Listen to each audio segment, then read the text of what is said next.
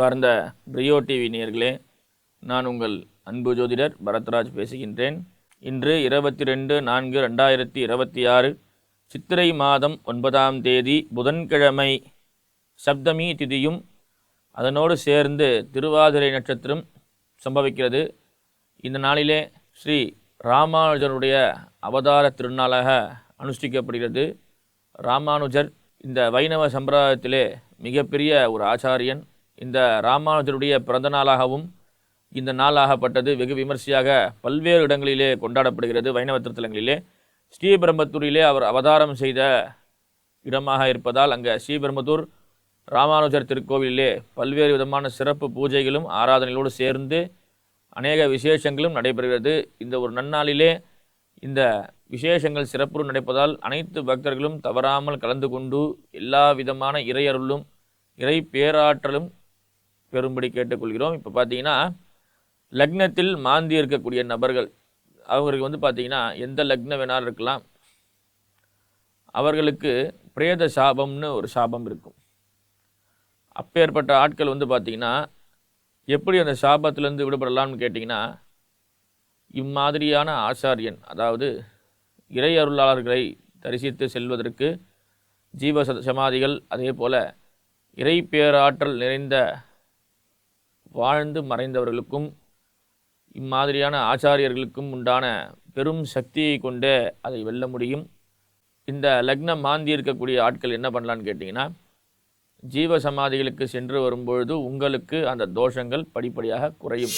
அன்பார்ந்த மேஷராசினியர்களே, மேஷராசினியர்களுக்கு பார்த்தீங்கன்னா இந்த நாளிலே பல்வேறு விதமான சூழ்நிலை. உங்கள் ராசிநாதனாகிய செவ்வாய் பகவான் ராசிக்கு 12லே மறைந்து சந்திரன் 3லே அமரப்பெறுவதால் முக்கிய விஷயங்களை சற்று யோசித்து செய்யுங்கள். அதே போல் சில நேரங்களிலே உங்களது அவசர குணத்தினால் பொருளாதார இழப்பு ஏற்படக்கூடிய நிலை வரக்கூடும்.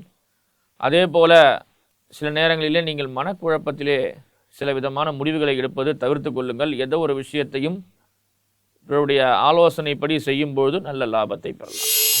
ரிஷபராசினியர்களே, ரிஷபராசினியர்களுக்கு உங்கள் ராசிநாதன் சுக்கிர பகவான் ராசிக்கு 11ஆம் இடத்திலே அமர்ந்து சனியோடு இணைந்து பின்பு சூரியன் ராசிக்கு 12ஆம் இடத்திலே மறையப் பெறுகிறார். ஆகையால் சற்று கவனமாக இருந்து எந்த ஒரு பொறுப்பான பதவியில் வகிக்கக்கூடிய நீங்கள் முக்கிய காரியங்கள், முக்கிய ஆவணங்களிலே கையெழுத்திடும்பொழுது சற்று ஜாக்கிரதையாக ஆவணங்களை சரிபார்த்து கையெழுத்திடுங்கள்.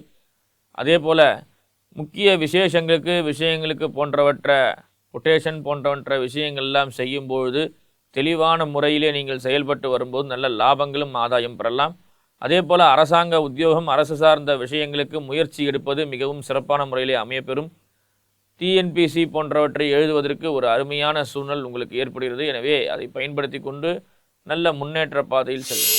மிதுனராசினியர்களே, மிதுனராசினியர்களுக்கு ராசி மண்டலத்திலே சந்திரன் அமையப்பெற்று ராசிநாதனாகிய புதன் 10ஆம் இடத்திலே அமையப்பெறுவதால் சில நேரங்களிலே உத்தியோகத்திலே சில குழப்பங்கள், அதே போல் உத்தியோகத்திலே திடீர் பண வரவனால் சில குழப்பங்கள் அடைந்த ஒரு மனநிலை, அதாவது திடீர்னு பணம் அதிகமாக வரும்போதும் ஒரு குழப்பம் வரும், அந்த மாதிரியான ஒரு சூழ்நிலை. அதே போல் உத்தியோகம் செய்யக்கூடிய சுயதொழில் செய்யக்கூடிய நபர்களுக்கு சற்று கவனமாக இருங்கள். உங்கள் வாடிக்கையாளர்கள் உங்களை ஏமாற்றக்கூடும்.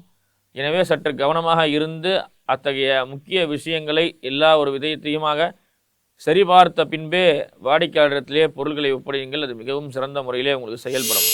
அன்பார்ந்த கடகராசினியர்களே, கடகராசினியர்களுக்கு உங்கள் லக்னாதிபதி ராசியாதிபதி என்று சொல்லக்கூடிய சந்திர பகவான் ராசிக்கு 12ஆம் இடத்திலே அமையப்பெறுவது மிகவும் சிறப்பான ஒரு விஷயமாக அமையப்படுகிறது.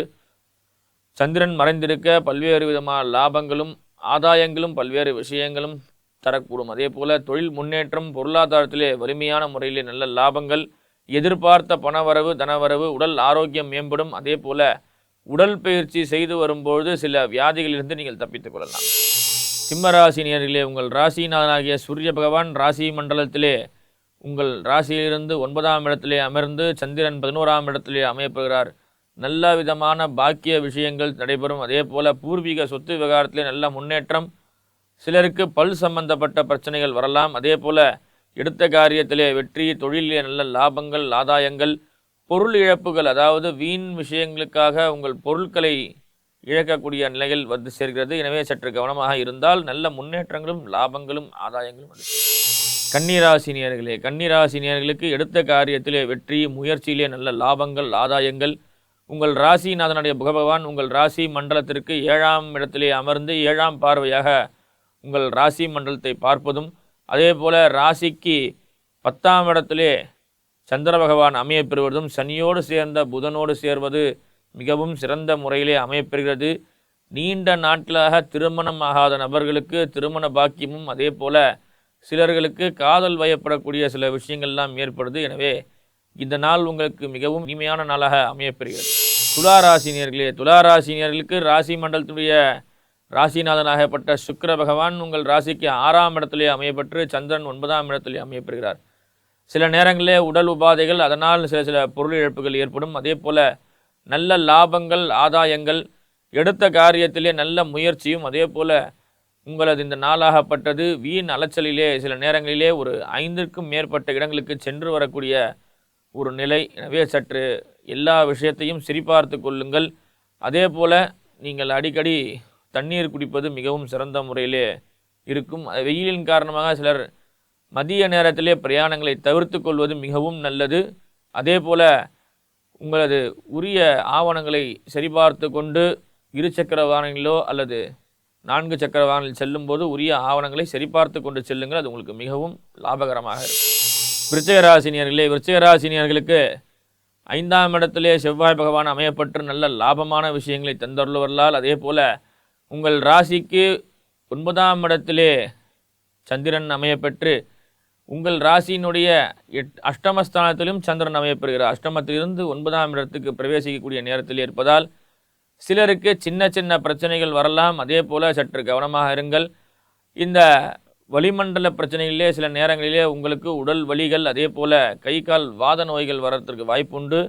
இன்று உங்கள் ராசிநாதன் அனுஷ நட்சத்திரக்காரர்களுக்கு பார்த்திங்கன்னா சந்திராஷ்டமம் இன்னைக்கு. அதே போல் உங்கள் ராசிநாதனாகப்பட்ட சனி பகவான் ராசிக்கு 5ஆம் இடத்திலே அமையப்பெற்று அவரது 3ஆம் பார்வையால் சந்திரனை பார்ப்பதால் சற்று தோஷ நிவர்த்திகள் ஏற்படுகிறது. அதே போல் எடுத்த காரியத்தில் பல்வேறு விதமான விஷயங்களில் வெற்றி அடையக்கூடிய நிலை உங்களுக்கு சேரும். அன்பார்ந்த தனுசு ராசினியர்களே, தனுசு ராசினியர்களுக்கு குரு பகவான் 7ஆம் பார்வையாக உங்கள் ராசி மண்டலத்தை பார்ப்பதோடு இல்லாமல் உங்கள் ராசிநாதனான குரு பகவானும் சந்திரனும் இணைந்து செயல்படக்கூடிய ஒரு நன்னாள். கணவன் மனைவியிடத்தே நல்ல ஒற்றுமை, குழந்தை பாக்கியங்கள், அதே போல் புதிய தொழில் முயற்சிகள், எடுத்த காரியத்திலே வெற்றி. 4ஆம் இடத்திலே சனி அமர்வதால் பூர்வீக சொத்து விவகாரங்கள் சீக்கிரமாக சுமூகமான நிலைக்கு வரக்கூடும். எடுத்த காரியத்திலே வெற்றி. அதே போல் தொழில் சார்ந்த இடங்களிலே சில நபர்களிடம் கவனமாக இருங்கள். சில நேரங்களிலே எதிர்பார்த்த பணவரவு, தனவரவு சற்று தாமதமாக வரக்கூடும். எனவே கவனமாக அதை பயன்படுத்திக் கொள்ளுங்கள். மகர ராசினியர்களே, மகர ராசினியர்களுக்கு நல்ல லாபங்கள், ஆதாயங்கள். ராசிநாதன் சனி பகவான் ராசிக்கு 3ஆம் இடத்திலே அமையப்பெற்று 6லே சந்திரன் அமையப்பெறுவதால் சில நேரங்களிலே மனக்குழப்பம், தயக்கம், அதே போல் உடல் வலி, கை கால் வலி போன்ற விஷயங்கள் வரக்கூடும். அதே நேரத்திலே உரிய நேரத்துக்கு பணிகளுக்கு செல்லாது இருப்பதால் அது உங்களுக்கு தொந்தரவாக அமையக்கூடும். உடல்நிலையிலே சில மாற்றங்கள், அதே போல் மனக்குழப்பத்துடன் சில நேரங்களிலே இந்த நாள் பிரயாணிப்பது போல தோணும். கும்பராசினியர்களே, கும்பராசினியர்களுக்கு வாக்குஸ்தானத்திலே சனி பகவான் அமர்ந்திருந்து 6ஆம் இடத்திலே சந்திரன் அமையப்பெறுகிறார். பொதுவாக இந்த வாக்குஸ்தானத்திலே சனி பகவான் அமையும் பொழுது எந்த ஒரு விஷயத்தையும் நீங்கள் சொல்லும் பொழுது அதிலே உங்களால் அதை செயல்படுத்த முடியுமா என்று கவனித்து சொல்லுங்கள். பிறரிடத்திலே தெரிவிக்கும் போது 5ஆம் இடத்திலே சந்திரன் இருப்பதால் பல்வேறு விதமான முன் யோசனை இல்லாமல் செய்யக்கூடிய விஷயங்கள் நடைபெறுவதால் சற்று கவனமாக இருங்கள். தேவையில்லாத நபர்களிடம் பணம் கொடுக்காமல் இருப்பது நல்லது. பிறருக்கு கடன் கொடுக்கும் மூலியமாக உங்களது கடனாகப்பட்டது தாமதமாக வசூலிக்கப்பட்டு சில நேரங்களில் அது பிரச்சனையாக மாறும். அன்பார்ந்த மீனராசினியர்களே, மீனராசினியர்களுக்கு எடுத்த காரியத்திலே வெற்றி, பல்வேறு விதமான லாபங்கள், ஆதாயங்கள். ராசிக்கு 4ஆம் இடத்திலே சந்திரனும் அதே போல குரு பகவான் உங்கள் ராசிநாதன் குரு பகவானும் அமையப்பெறுவதால் பல்வேறு விதமான விஷயங்கள் நடைபெறுகிறது. அதே போல உங்கள் ராசி மண்டலத்திலே சனி பகவான் அமைவது மிகவும் சிறப்பு. புதனோடு இணைகின்றார். லாபங்கள், ஆதாயங்கள் இருந்து வந்தாலும் சில நேரங்களிலே உங்கள் வாழ்க்கை துணையிடத்திலே சில பிரச்சனைகள். திருமணமாகாத நபர்களுக்கு விரைவில் திருமண பாக்கியங்கள். அதே போல நீண்ட நாட்களாக உங்கள் காதலுக்கான ஏகத்தை பூர்த்தி செய்வதற்கு உங்களுக்கு நல்ல வாழ்க்கை துணை அமைவதற்கான சிறப்பான விஷயங்கள் நடைபெறும். எனவே நேயர்களே, இந்த 12 ராசிக்காரர்களும் இன்புற்று வாழ நான் இறைவனை பிரார்த்திக்கின்றேன். நன்றி, வணக்கம்.